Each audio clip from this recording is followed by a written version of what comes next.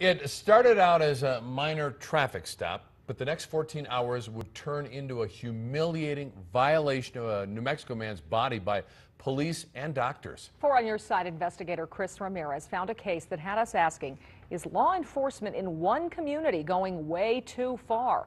A warning, the contents of this story are not suitable for children. It's terrifying. I mean, it's absolutely a nightmare.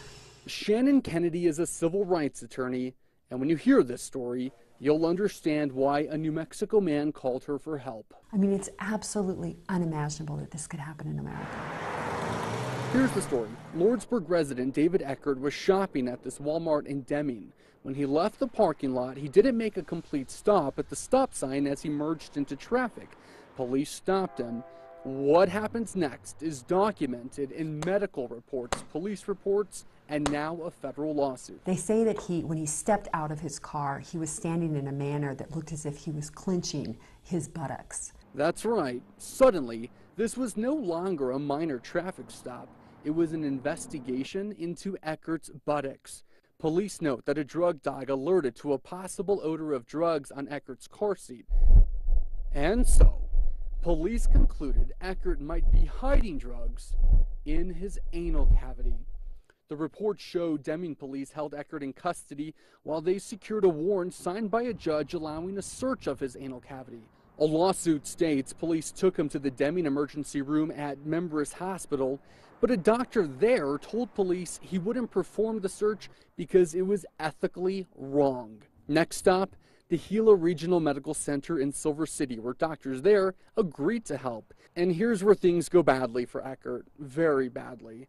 According to court records and medical charts, first, doctors x-rayed Eckert, then penetrated his rectum with their fingers, then performed another exam with their fingers. Doctors then gave Eckert 3 enemas and forced him to defecate in front of them while they searched his stool. All of these things done without consent, all of them finding nothing. But it didn't stop there. Doctors performed a second x-ray.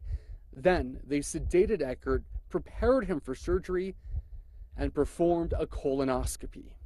This animation shows how far the scope goes as it travels through the anus, rectum, colon, and into the intestines. Eckert protested each medical procedure. The thought that they could do this to a man in our country is terrifying. I mean, our community should be outraged, and the public has a right to know about this so that they are aware when they're traveling through that part of our state to be careful and to be on guard. There's a line right here, and it's important because this line separates Luna County from Grant County. One more time, because it's important.